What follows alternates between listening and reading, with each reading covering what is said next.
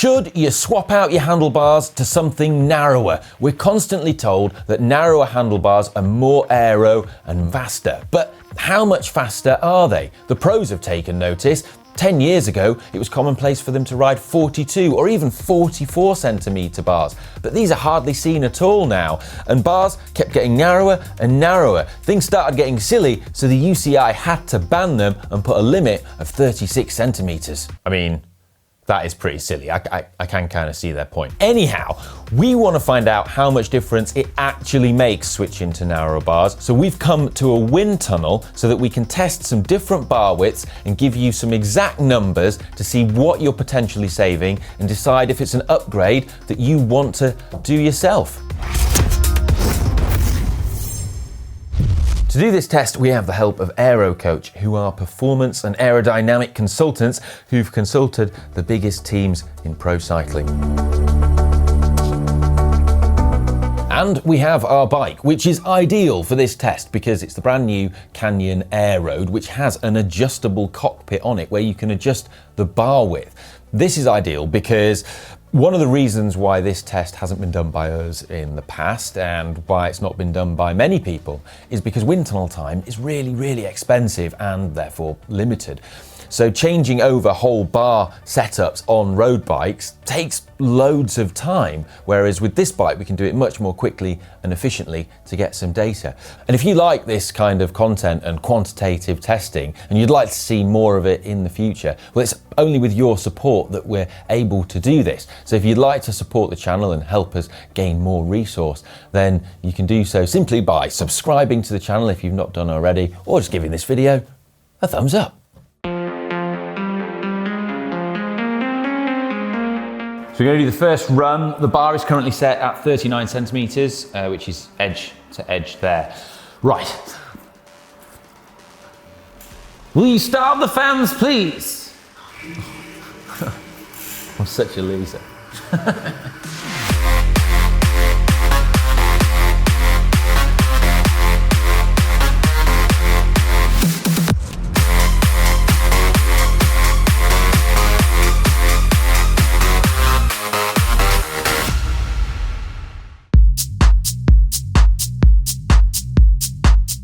I've just widened the bars into their second setting, which is officially 41 centimetres edge to edge.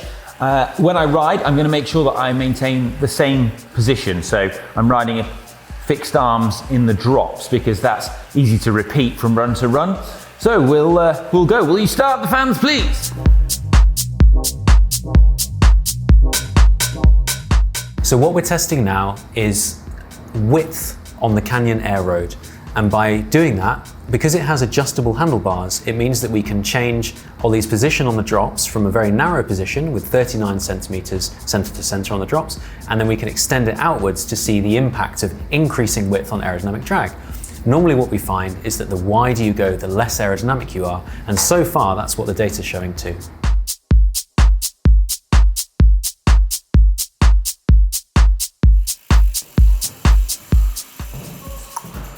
Slower? Slower, yeah. Now, you might look at this and think that these bars look quite untidy with this channel in here. That's not the way they sort of normally look, because normally you would wrap up with bar tape as to where the bar was selected, but obviously rewrapping and unwrapping bar tape every time, that's going to eat into our wind tunnel time, which is really expensive. So for the purposes of this test, I'm not wrapping the bar. I'm just leaving it unwrapped for every single run to sort of make it comparable. But if it was your own bike, yeah, you would rewrap it. Time for the final run.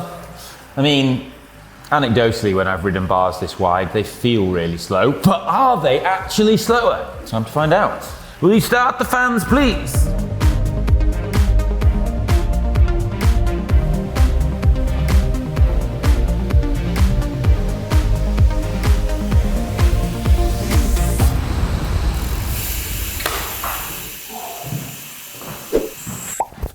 Right, I've just teleported back to GCN Megabase And I've got the results. Now, rather than just give you straight up drag coefficient numbers, which are quite hard to understand and contextualize, what I'm going to do is give you savings that you could, in theory, get from the different bar widths on rides that are quite common for people to do. So we're going to look at the Étape du Tour, which is a big Gran Fondo, big event that a lot of people love to do. And it's typical of many Gran Fondos. And we're also going to look at 10-mile time trial. So if we take the Étape du Tour, which in this instance I've modelled it as a 167-kilometre route from a couple of years ago, then if you were to do the climbs at 230 watts, which is a power output a lot of people could sort of do, then you are looking at 6 hours 17:34 if you were to ride with the narrowest setting. So 6 hours, 70 minutes, 34 seconds. Now, if you rode at the slightly wider setting of 41 centimetres, so just 2 centimetres wider, you're then looking at 6:18:29. So 51 seconds, give or take a minute difference. So only a minute slower for using the wider bars. And then we see quite a linear trend. So when you go 2 centimetres wider again to the 43 centimetre setup, it's 6:19:27. So then roughly a minute once more.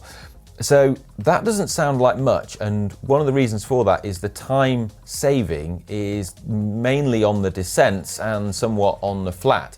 And there isn't much flat in a big hilly Gran Fondo like the Étape. Whereas when you're climbing, you're going so slow that the time difference isn't that huge. The aerodynamic penalty of the wider bars isn't much at all. Moving on to the 10-mile time trial.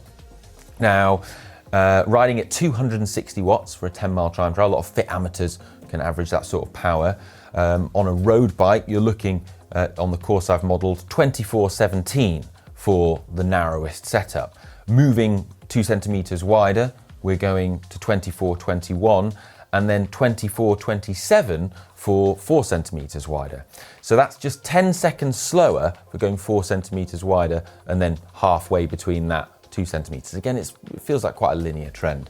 Now, 10 seconds over 10 miles doesn't feel like that much, but it could be, within the context of a time trial, easily the difference between winning or losing.